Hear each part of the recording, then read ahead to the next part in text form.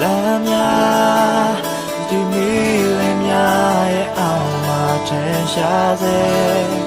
ဝေးကအတန်လိုက်တစ်ခုဟာတစ်ပြေးတည်းနေလာတယ်ခေါ်ရများကြားတယ်ဒါပေမဲ့တို့